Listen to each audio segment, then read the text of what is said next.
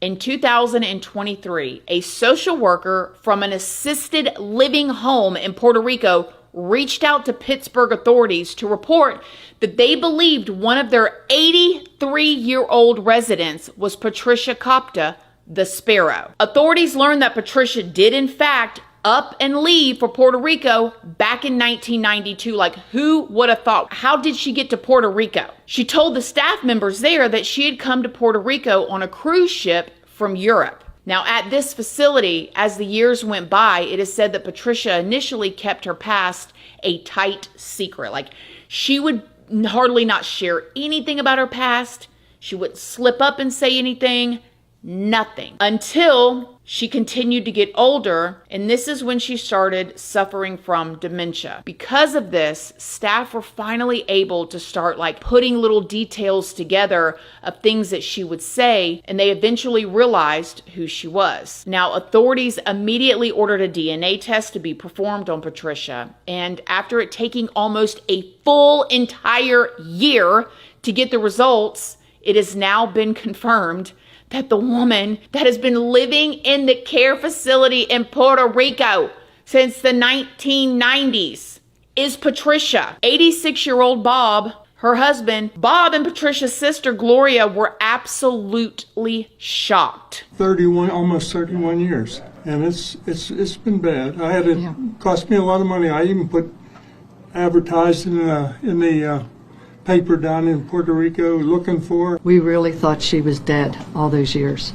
I hope I can get down to see her. Gloria also has said that whether she knows her or not, she still wants to see her and give her a hug and tell her that she loves her. And that is so, so, so sweet. As the years went by, Bob says that he went through a lot. And again, as you can imagine, he has been married to her for 20 years at this point, and then poof, she vanishes. He said that he came home one night in 1992 and Patricia is just poof gone.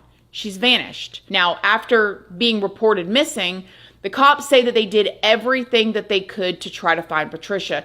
They even consulted a psychic, but Patricia was seemingly just nowhere to be found. However, at one point, Bob said that he remembered Patricia's love for Puerto Rico, so he even had missing ads published in the Puerto Rican newspaper, but he never got a response from anybody. Now, after being missing for 7 years, Bob did obtain an official death declaration for Patricia. Then as even more and more years went by, Patricia's mother ended up passing away and one of her sisters ended up passing away as well. Neither one of them knowing what happened to Patricia. Everyone wondered what happened to Patricia because she was such a notable figure in the town. Like, people knew her, they expected to see her. It was just bizarre for her not to be around. People called her or referred to her as the Sparrow because she was short. She had a really small frame and she had what people described as an erratic walk. Before Patricia went missing,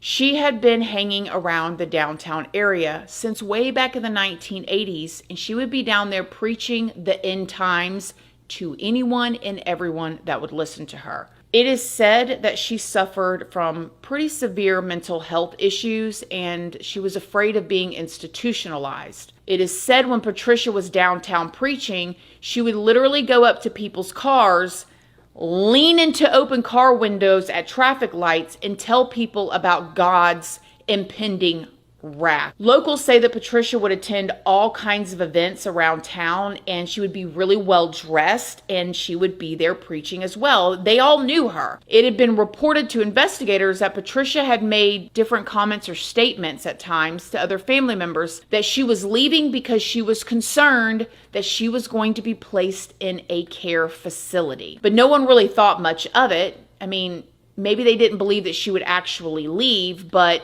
she made those comments nonetheless. Patricia didn't get into a whole lot of legal trouble during this time, except for she did end up having one encounter with the police that did lead her to being institutionalized, a thing that she definitely never wanted to have happen to her. That happened in this instance. And it's so wild to think that 31 years later, Patricia is sitting down there, y'all, in Puerto Rico. She said, I have got to get me some sand and some sun down in Puerto Rico, and y'all are not about to lock me up in another one of them institutions again. And however she got to Puerto Rico, we know she didn't get on no bus or no train. She got on a plane some way, somehow, and went down there and was living down there.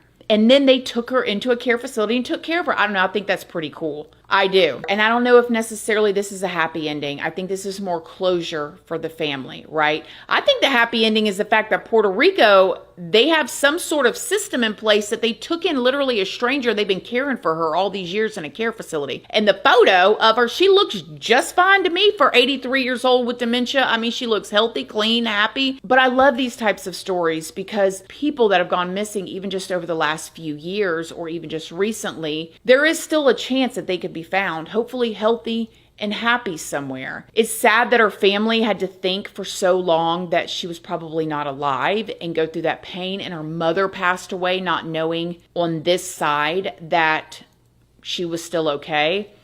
But still, at the end, she's down there in Puerto Rico, being taken care of. I found this story very intriguing, and I love stories like this.